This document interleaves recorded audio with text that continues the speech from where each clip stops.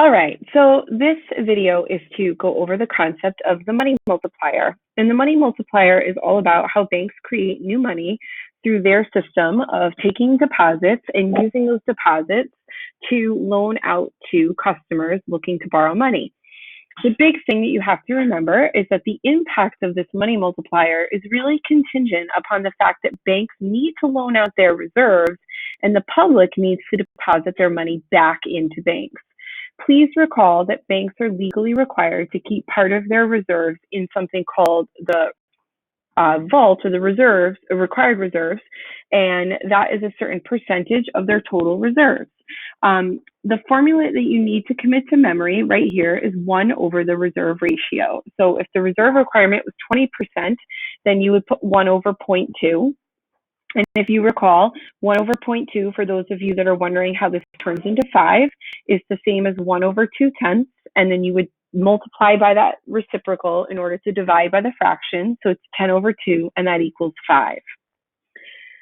The next piece to understand about the money multiplier is that we can use an example of somebody depositing money into a bank, and we can see how that deposit can have an impact on the money supply over time through the system of loaning and depositing.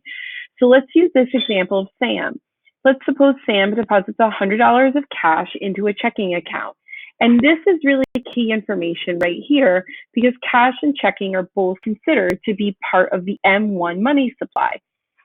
If Sam deposits $100 cash into a checking account, we really haven't changed the money supply immediately. It's still the same. It's just the composition has changed. Now there's cash in the bank. So now that bank is holding it in the form of checking. So Sam could use that money just as easily as he could if he had $100 cash. He could use a check, he could use a debit card, and that makes it part of M1. It's very liquid. But suppose we wanted to see what the maximum impact of that $100 cash into his checking account could have upon the money supply. And that's a common question that you are expected to be able to predict. So if Sam deposits $100 in the bank is required to hold some in the required reserves. Recall from my earlier scenario that we're going to use the example of 20%. So if the required reserves was 20% of $100, they would have to keep $20 in their vault. Therefore, there would be $80 up for grabs for the bank to be able to loan out to a customer. Now, in real life, people don't take out loans from the bank for $80. We use credit cards for small pieces of borrowing like that. But for these examples in AP Macro, you're probably only going to use examples about $100, maybe $500, maybe $1,000. It's going to be numbers that are easy to work with without a calculator. So how does that money multiply? Well, let me just show you a little chain. The only money that a bank can make a loan from is from its excess reserves. So they only have $80. They then can take that $80 and they can loan it out. Now, let's say somebody borrows the money, they spend it, and whoever receives that money as a form of payment deposits it back into a bank. Then that $80 is broken into the two pieces again.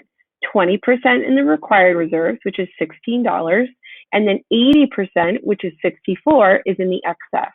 That $64 is loaned out, it is spent. Who takes it as a payment, deposits it back into a bank. It's then separated into two halves again. 20%, which is $12.80, goes into the required reserves. $51.20 goes into the excess, and it continues and continues and continues until there's zero money left.